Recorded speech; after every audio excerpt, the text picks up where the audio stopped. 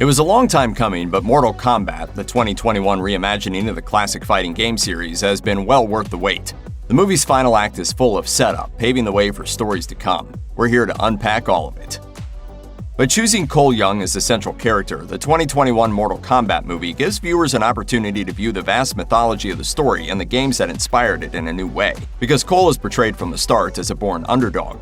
He's famously good at taking a punch, and while that ability has never served him all that well in his normal life, once his Arcana is activated, it becomes a superpower. The significance of Cole's power goes beyond the mere metaphor of the kinetic armor that comes with it, though. As the last descendant of an ancient bloodline thought to have been destroyed, he is the living embodiment of human perseverance. He's a man who will not be kept down, even in the face of a near-immortal ninja monster. It's a powerful statement that forms the heart of the film, particularly when we consider Cole's life as a family man. When our backs are to the wall, human beings do not give up. Because Cole is an original character not reflected in any of the Mortal Kombat games, this message not only hits home with more resonance, but also provides a solid foundation on which the film can build out into a whole franchise. It is fundamentally the story of an ordinary guy proving that he can use an unshakable spirit to literally save the world. Cole is an ordinary guy who finds that his particular skills serve him well in extraordinary circumstances.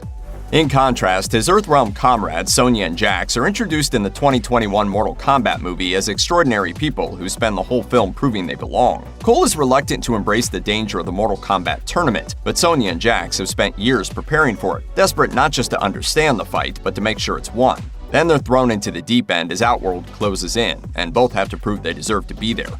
For Jax, that means a journey back from the brink of death, a battle against his own spirit to unlock his Arcana and prove that his strength is about more than just physical prowess. Jax ends the film with superpowered cybernetic arms, but he would never have gotten there if his courage hadn't overcome every obstacle.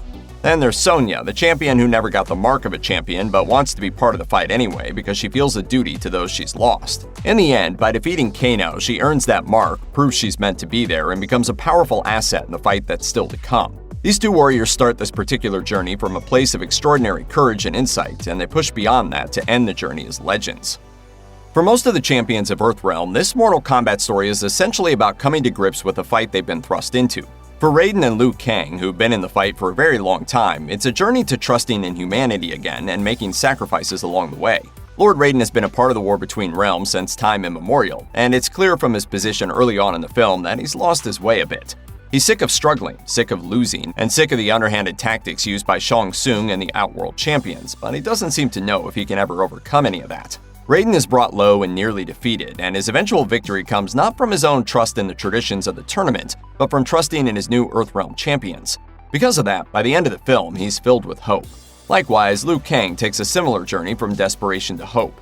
The bright, flame-wielding warrior clearly always wanted to lead the charge for Earthrealm with his adopted brother Kung Lao at his side. But in one of the film's most emotional scenes, Kung Lao is taken out of the fight. Liu Kang is left then to fight alongside virtual strangers. By the end, he considers them brothers and sisters in arms and is able to face the future as a happy warrior once again. For most of Mortal Kombat, Shang Tsung is as confident as Raiden is desperate. The sorcerer from Outworld spends much of the film with a comfortable 9 straight tournament victories to his realm's name, a squad of terrifying champions at his back, and seemingly the deadliest champion in any realm, Sub-Zero, in his corner. So naturally, we get to watch him spend most of the film making overconfident choice after overconfident choice and paying the price. He underestimates the new champions of Earthrealm as well as the resolve of the existing ones. He thinks that Raiden's reliance on tradition and rules means that he will never be able to win another tournament. He believes that humans are weak, not just in body, but in spirit, and while he's proven right in Kano's case, he's wrong about the others. He even believes that killing Kung Lao will break Earthrealm rather than merely strengthening their resolve. Shang Tsung is ultimately proven wrong about all of these things, but seems to learn the wrong lessons each and every time. By the end of the film, he's promising Raiden that he'll return not just with more champions, but with armies from Outworld ready to invade Earthrealm. Mortal Kombat is about more than might, but Shang Tsung still doesn't understand that. Though we spend most of the film's runtime following Cole Young's journey, the emotional backbone of Mortal Kombat is also formed by the journey of his ancestor, Hanzo Hasashi, who returns for the climactic battle in the form of the Netherrealm assassin known as Scorpion. Hasashi, like his descendant Cole, is someone whose entire emotional core came from his family, and whose grief was so profound at losing them in the film's prologue that he's descended into hell and plotted his eventual revenge across centuries. When he re-emerges as Scorpion, Hasashi is every bit the spirit of vengeance, showing no mercy in his battle against Sub-Zero, but he has not become a heartless monster. His sense of family remains strong as he helps Cole to free his own wife and child, and then entrusts him with continuing the Hasashi bloodline, proving that centuries in Netherrealm have not stripped him of all of his humanity. Scorpion also ends his presence in the film by telling Cole that he's freed him.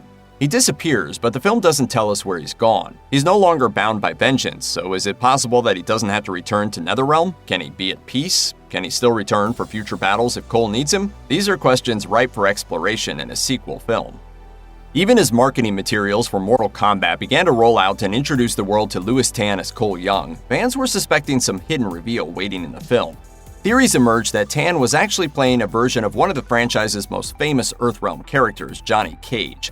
Of course, the film eventually proved all those theories wrong. Cole Young is exactly who he says he is, an entirely new character descended from Hanzo Asashi, but that doesn't mean there's no Johnny Cage in the film. The character finally makes an appearance via a movie poster in the final shot, as Cole heads out to Hollywood to seemingly recruit Cage to be a champion for Earthrealm in the film's sequel. This is, of course, a moment worth celebrating for longtime Mortal Kombat fans, but also sets the stage for a number of different future relationships. How will Cage and Cole get along? Will Cage and Sonya connect romantically and have a daughter like they did in the Mortal Kombat games? There's so much to consider based on that final shot alone, and it makes this franchise an exciting thing for longtime fans to dream about. Though we don't really get to spend any time with them in the film, both Lord Raiden and Shang Tsung frequently reference the Elder Gods throughout Mortal Kombat. These are, as the film implies, the all-powerful beings who created the various realms, and thus the stage on which the endless Mortal Kombat tournament plays out. They may not make an appearance in the film, but their presence is keenly felt, particularly in the ways both Raiden and Shang Tsung view them. For much of the film, Raiden presents the Elder Gods as an ultimate authority who are to be revered, respected, and obeyed as they have been for millennia, while Shang Tsung sees them as outdated relics of a bygone age he hopes to overthrow via an invasion of Earthrealm and, by extension, eventually all of the other realms as well. Shang Tsung spits in the face of the Mortal Kombat traditions while Raiden tries to honor them. Eventually, through Cole's plan to bring the tournament fight to Outworld's champions via Raiden's powers, the Elder Gods are presented with a kind of hybrid of both views. The tournament still happens, but it happens through bending the rules. How will the Elder Gods respond to that, if they respond at all? Will they try to stop Shang Tsung's outright invasion? Even if we don't see them in the sequel, we'll almost certainly hear about their reaction. With the exception of a few notable flashes to Scorpion's development in the Netherrealm, the 2021 Mortal Kombat movie takes place pretty much entirely in two realms: Earthrealm, which is just our world with a bunch of superpowered champions hidden in it, and the desolate, harsh landscape of Outworld, where Shang Tsung tries to launch his invasion. These realms are more than enough to move the engine of the plot to the first film, but Mortal Kombat gamers know they're far from the only places to explore in the lore of the franchise. We have no idea yet if we're even getting a Mortal Kombat sequel, let alone if the sequel will actually explore other realms, but there's plenty more to explore there. For instance, the realm of Edenia, which, as its name suggests, is Eden-like, was also once on the end of an Outworld losing streak and had to actually fight back against a full-scale invasion from Outworld. Then there's the Order Realm and Chaos Realm, which are pretty self-explanatory in terms of what they're respectively into. These realms are at each other's throats thanks to differing philosophies. And of course, there's more of the Netherrealm to explore, including the possible returns of key characters who died fighting in the first film, only to end up there as revenants. It's a big universe, and any Mortal Kombat follow-up can take full advantage of that.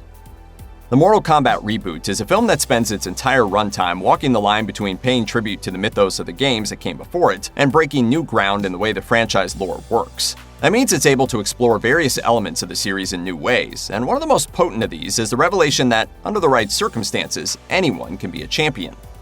Kano wins. The film introduces the concept of the Dragon Mark to Mortal Kombat, and through Cole's perspective reveals both what that means and how it leads to the eventual unlocking of one's power through some kind of emotional experience. Cole's journey from underdog fighter to champion as he realizes his family is the key to his arcana is a testament to human perseverance. But Sonya's journey is arguably just as important. Rather than being chosen for the tournament like Cole, she takes her place by killing Kano and earning his Dragon Mark, thus proving that with enough heart and determination, anyone can both be chosen for the tournament and earn some arcana of their very own. That means that future films in the franchise could introduce even more entirely new characters who make their way into this world simply by defeating the right bad guy or scamming the right good guy. It could be, pun intended, a game changer for the series. Check out one of our newest videos right here, plus even more Looper videos about your favorite stuff are coming soon. Subscribe to our YouTube channel and hit the bell so you don't miss a single one.